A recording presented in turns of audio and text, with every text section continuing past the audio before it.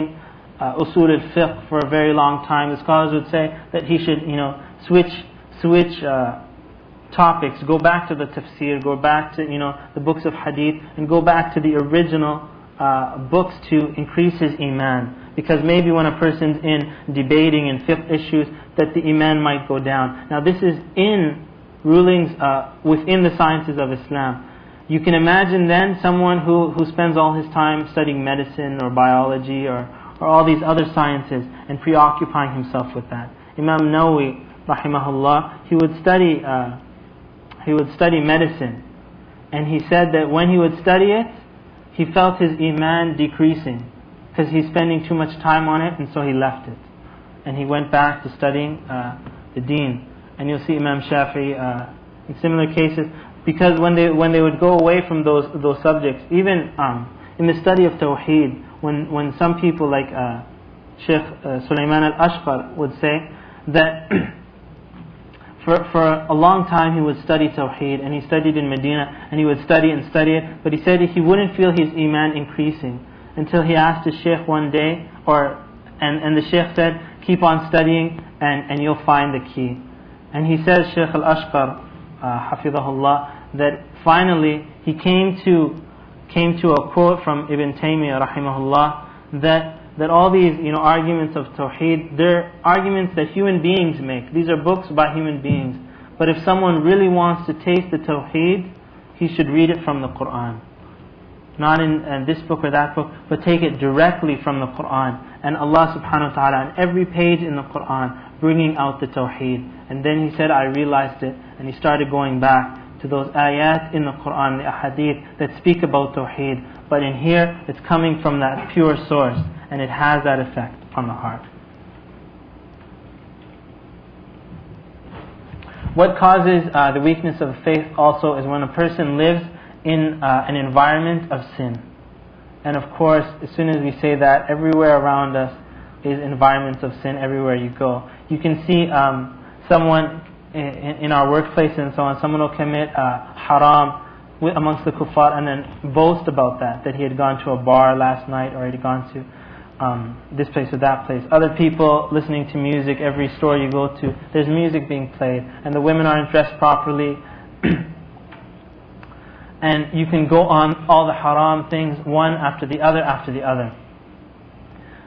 When someone first comes from a Muslim country, say someone comes from Libya, for example, or even say someone comes from Saudi, as soon as they hit the airport, they feel like someone came and hit them in the chest, right? They're immediately struck with all the haram that they see.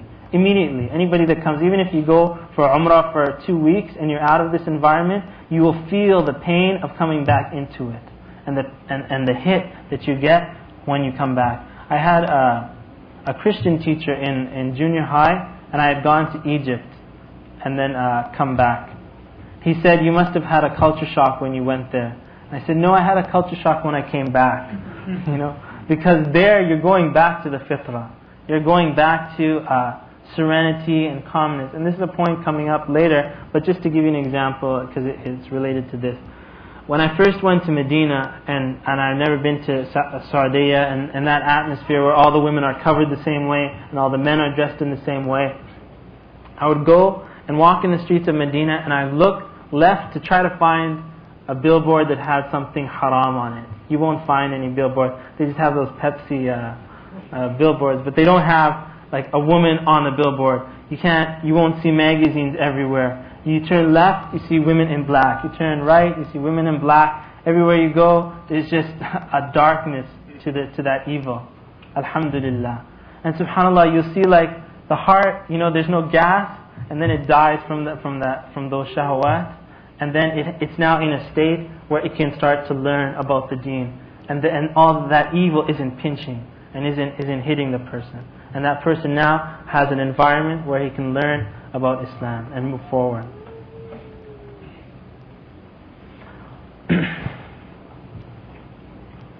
And amongst the brothers also, over there in Medina, you'll see that the brothers might have 3 thobes or 5 thobes, right? And when they go and buy another thobe, or a jalabiya, or as you say, call it, they would go and buy the exact one that they bought before, right? Because it fit well and it was a nice company and they liked the color. So you'll see in their closet 4 or 5 thobes that are white, 57X large, 57X large, with the cuffs. That's about as detailed as it gets. And when you go to Masjid Nabawi, there's thobes that are 80 riyals, or 75 riyals, and there are other thobes that are 15 riyals. So that's about the only, one is a cotton and one is like a rayon. But that's about the only difference between, but you can't tell from a distance whether this is the 15 riyal one or the 75 riyal one. Now when you go to the masjid, there's no cosmetics, there's no trying to dress up for people, there's no, as I'm sure all of us, when we go to work in the morning or something, everybody's spending half an hour in the bathroom, to comb their hair and fix their clothes and the ironing and all that. But subhanAllah, when you get into that area where people are dressed in the same way, and in fact the Prophet ﷺ said that someone who comes in that kind of an atmosphere and changes his clothes from all the people so that people will stare at him, that's libas al-shuhra. It's showing off. And the Prophet condemned a person that would do that. And in fact, the Prophet ﷺ, when someone would come and they would try finding out who was the Prophet ﷺ, looking at the gathering of the Sahaba and the Prophet ﷺ, they couldn't tell who he was. And you'll see also from the greatest companions, Abu Bakr and Umar, people, like the person came, the battle was Sa'd ibn Abi Waqqas in Persia. Anyways, the battle, it was Nahawand, I believe. Al-Qadisiyah. When the messenger came back, Umar radiallahu anhu went to the outskirts of Medina he was the furthest one from Medina, waiting for that messenger to come so he can find out what happened. And when that person came and he said, the Muslims won, Umar was so happy. And he was walking with him, and the guy's walking fast, walking away from Umar, and he's like, I have to go tell the Khalifa. And Umar would say, what happened? How did the battle go? He says, no. And he would talk to him, but he said, I have to go talk to the Khalifa. Until he reached Medina, and then the people surrounding them, they started calling him Amir al-Mu'minin. He said, you're the Khalifa?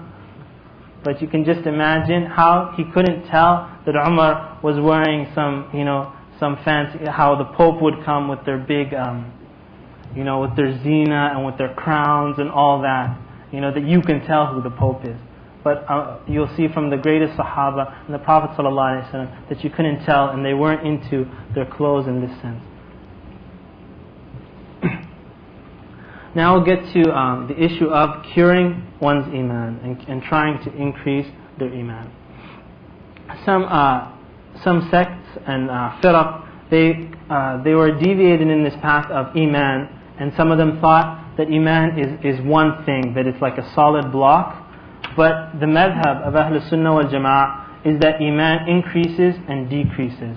Just like you have a thermometer, and when heat comes to it, the thermometer goes up, and when that heat is taken away, the thermometer goes down. Iman is similar in that case. That Iman increases and decreases. يزيد بطاعة الرحمن وينقص بطاعة الشيطان. That the Iman increases when someone worships Allah subhanahu wa ta'ala, and decreases when someone disobeys Allah subhanahu wa ta'ala. And so that should be kept in mind. And the proof of those are very many. For example, when the Prophet ﷺ said, Al-Imanu bid'un wa sab'una shu'ba, that Iman is 70 something levels, meaning that it's not one thing, but it's different things. And in the Quran, Allah subhanahu wa ta'ala says, أَيُّكُمْ زَادَتْهُ هَذِهِ إِيمَانًا, whose Iman has increased by this thing. And so, like we said, Ahlul Sunnah wal Jama'ah, Iman increases and decreases. And so when a person understands this, that his Iman isn't one thing, but when he disobeys Allah subhanahu wa ta'ala, his Iman is going to be going down. And when he goes and tries doing things to please Allah subhanahu wa ta'ala, his Iman will be on the increase. And Iman comes from the inside. It comes from the inside. Many people, they have a misunderstanding, and I've heard a lot of complaints. In Hajj time, and I work as a Hajj instructor, and we deal with so many people that some people have the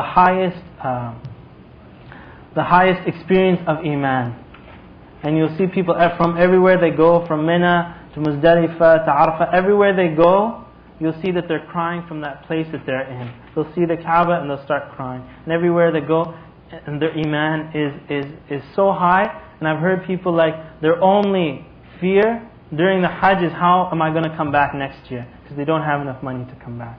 But that's the only thing that they're worried about. That's on one side. Then you have other people that when they go, there's a focus on, the litter that's on the ground, a focus on this. And why is this like that? Why is that like this? How come, as one person said, how come there's no mattress here for me? I need my bed, to sleep on.